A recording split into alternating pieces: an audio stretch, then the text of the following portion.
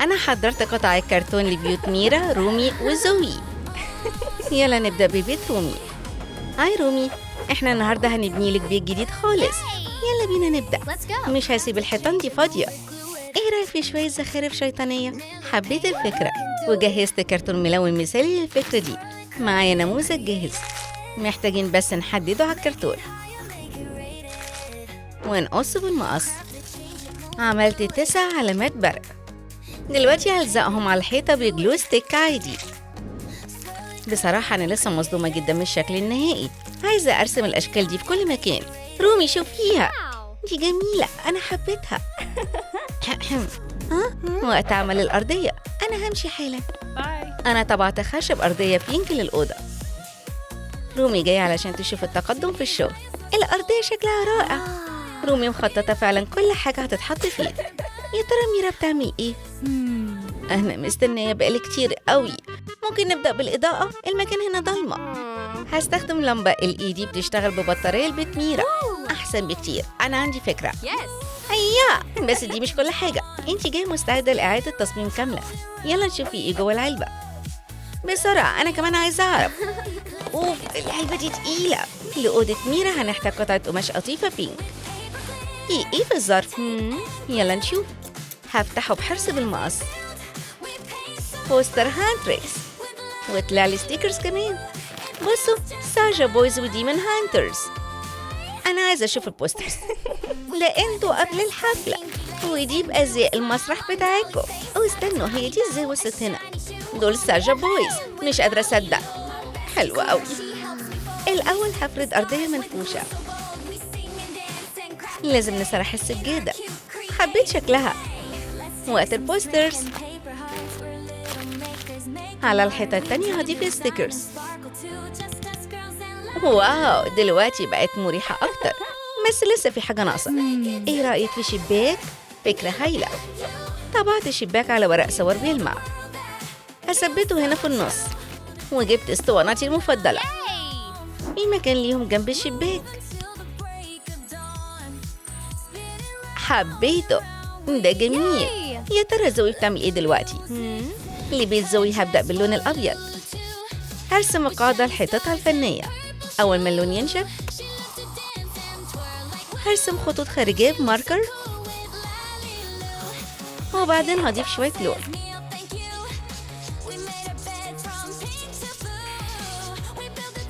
ايه رأيكم؟ وللحيطة التانية هعلق إكليل معمول من أسطوانات فينيل، وللأرض هستخدم ورق بلون أخضر نعناعي. هو أنا فاتني حاجة؟ الأوضة دي كبيرة. دي تسجيلاتي اللي بحبها. زوي شافت العمل الفني. دي أنا، ودي ميرا ورومي. ده حلوة قوي. زوي بتشوف السقف العالي. في حاجة ناقصة. عرفت، اسطوانتنا البلاتينية هتتحط هنا. حلوة جدا. رومي بتعمل ايه دلوقتي؟ أنا بحب أوضتي، بس مفيش مكان أنام فيه. ما تقلقيش يا رومي، هعملك سرير. هستخدم كرتون من علبة قديمة. هنحط عليه الشمع السخن، وممكن نستخدم صمغ BBA. هلزق القطع في بعض بزاوية 90 درجة. فريم السرير بقى جاهز. عايزة أعمل لوح أمامي بشكل راس نمر.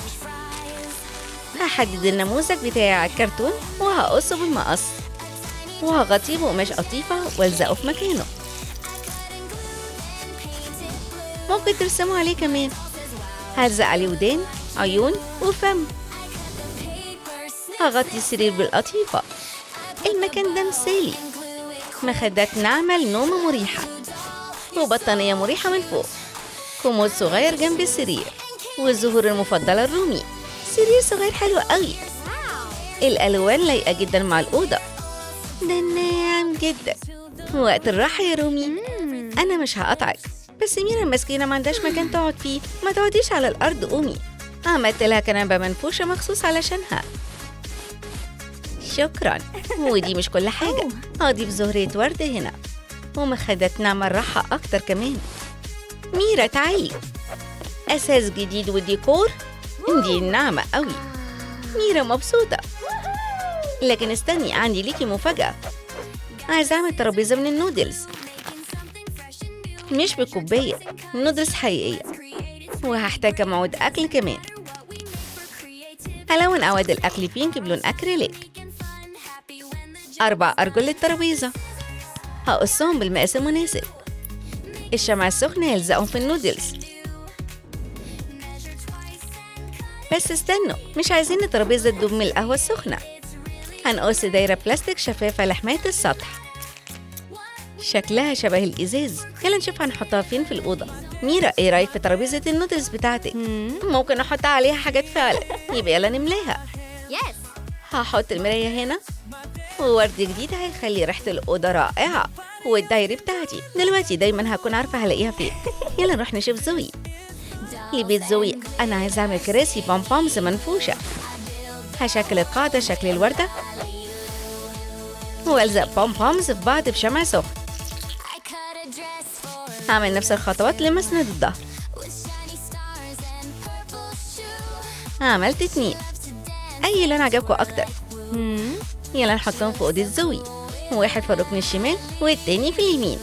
وهضيف سجادة شكل وردة وترابيزة بلاستيك صغيرة. دلوقتي هحس براحة كبيرة. اتفضلي يا حبيبتي. يا ترى الكرسي التاني مريح زيه؟ يلا نشوف. ده كان ممتع جدا. لسه كاتبة أغنية جديدة. هي وقت الكتابة في النوت بوك الجديدة. الأغنية دي هتكسر الدنيا. تقريبا خلصت. مين بيعزف مزيكا بصوت عالي؟ مش عارفة أركز بالشكل ده. أعمل إيه؟ هو في حد بيغني كاريوكي؟ وطي الصوت شوية وداني. دي رومي بتتدرب على أغنيتها. واضح إنها محتاجة استوديو. هنحتاج إيه للاستوديو؟ سماعة طبعا، ومايك للتسجيل، وكيبورد للمزيكا، وإلكتريك جيتار. لكن ثانية، احنا ناقصنا كرسي. معايا شوية علب صغيرة. أعتقد إنها هتعمل كرسي صغير جميل. عجبني شكل النجمة. شوية سمر هندوس عليها لحد ما تثبت. شايفين حلقة المفتاح؟ بصوا كويس، دي رجلي مثالية للكرسي. هجمع الأجزاء مع بعض. وقت عمل العجل هلزق شوية خرز، وهو طلع بالشكل ده. رومي بصي عملتلك ايه. ده حلو قوي. انتي ايه رأيك؟ مريح؟ رومي ده مش عربية، ده ممتع. الكرسي جميل قوي. انا هحطه هنا. وقت البروفا.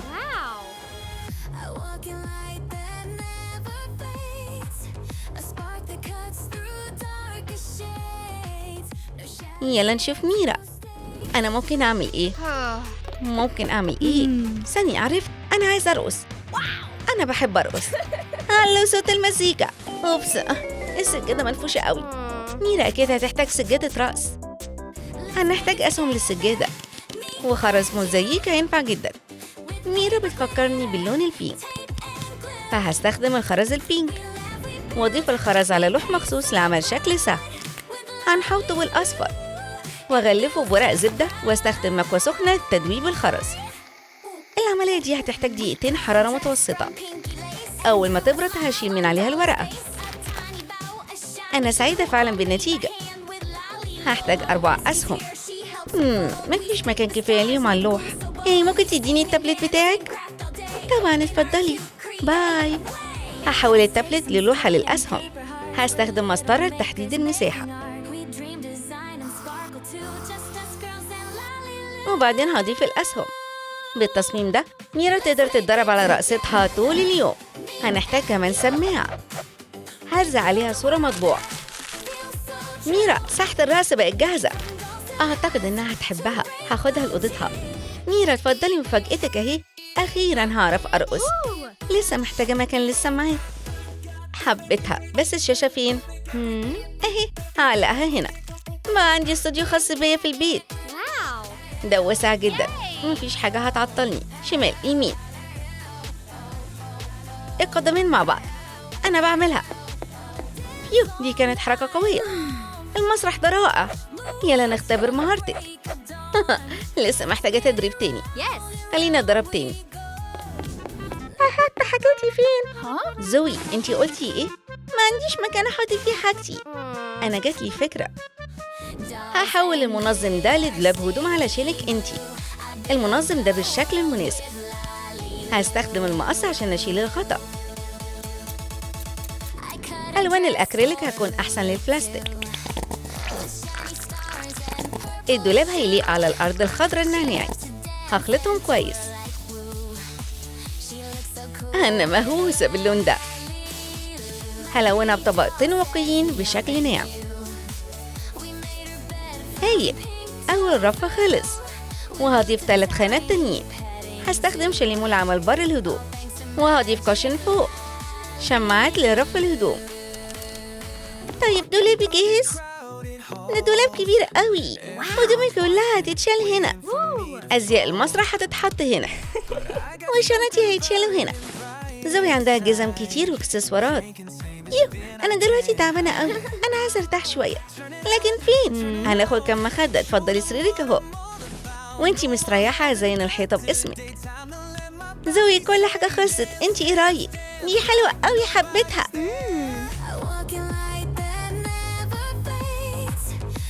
أنا جاتلي فكرة. هعمل أباجورة أرضية شكلها زي عصاية الإضاءة، دي هتكون مفيدة. هستخدم نموذج. هاخد قطعة بلاستيك شفافة، لو معكوش زيها ولف مشبك شفاف هينفع برضه. أنا معايا الستنسل وعود بجليتر. هصب شمعة سخنة في القالب، جليتر تاني. وقت قصها هستخدم شريط بلاستيك لعمل الحواف. نلزق النصين في بعض. بوينتر ليزر هيعمل مصدر إضاءة رائع. نشيل القطعة الزيادة. غطاء إزازة هيعمل قاعدة هايلة. وهثبت اللون. يلا نضيف لوجو للتصميم، وحجرة راين طبعا، ده وقت اختبارها. رومي بصي، عملت أباجورة أرضية. واو شكرا. دلوقتي اوضتي منورة، كفاية توقيع البوسترات للمعجبين. رومي امدي لي واحد كمان. طبعا. خلاص كده يا رومي، أنا فعلا حاولت أخلي أوضتك مريحة. أيوة حبيك ولا حاجة، بس انتي نسيتي حاجة واحدة، ستيكرز هانتريكس اللي بحبها. يلا نشوف ميرا بتعمل ايه. ميرا بتقرا حاجة. القراية في مفكرتي مسلية جدا. في حد هنا. هو أنا عندي ضيوف؟ البوكيه ده من معجبك السري. ورد جميل قوي، بس هحطه فين؟ الفازة بتاعتي مليانة وما عنديش واحدة تانية. هشوف حل. اوكي هستنى. هجيب عصاية خشب وهمرر فيها حلقة، دي ثابتة جدا.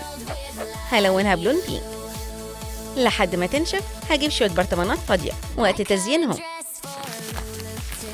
أسفنجة هتلونهم بلون ناعم. والنتيجة معنا ايه؟ هغلفهم بجل ملمع بجليتر والزق البرطمان في القاعدة. كل برطمان ليه مكانه. ده ستاند الورد اللي عملته. يلا نوريه لميرا. اتفضلي يا حبيبتي، ده جميل. ورودي كلها تتحط فيه. هحط زور اللايلاك هنا، والورد الأحمر في الفازة دي. حلوة قوي، كل حاجة بينك زي ما بحبها. دلوقتي محتاجة مكان مناسب ليها. ممكن جنب الكرسي ده كده، هتبقى في الطريق. يبقى ممكن هنا. لا، ده مكان وسايد الرأس بتاعتي. طيب والركن اللي جنب الشباك كده هايل. دلوقتي ميرا عندها ستاند ورد. وزوي عاملة ايه ده؟ مطر البومبوم. ايوه، وهستخدمهم لعمل كرافت جديد. وكمان هحتاج ازازة بلاستيك هصب منها المية. هحاول اقص الطرف بحرص، دي مهمة مش سهلة. هعمل قطعات صغيرة بالمقص واتنيهم ناحية بره لعمل شكل جيلي فيش. وبعدين هلزق بومبوم بشمع سخن في كل مجس. شكلهم رائع. نجفة بألوان قوس قزح مثالية لأوضة زوي. بصوا دي كمان بتلف. واو ملونة قوي وسحرية. زوي متحمسة جدا. ده الطعم بتاعي لبكرة، بس الوقت اتأخر وعايزة أنام. ده أفضل مكان للراحة. زوي عندها حاجات ستايلش كتيرة قوي، ودلوقتي كل حاجة ليها مكانها، مش هتضيع حاجة تاني أبدا. أوضة ميرا بقت مريحة وحلوة. كرسي منفوش، ستاند ورد، ساحة رأس، وترابيزة نودل بالطريقة اللي بتحبها ميرا. أنا عندي أحلى أوضة في الدنيا. ده كان يوم مرهق قوي. ميرا نامت بسرعة، شكلها مسالم جدا. أحلام سعيدة. أوضة رومي مدهشة. سرير بستايل ديربي، أباجورة أرضية بستايل هانتريكس مثالية للراحة وتسجيل الأغنية الجديدة. والكرسي ده ممكن تسوقيه. أوضة رومي بقت رائعة.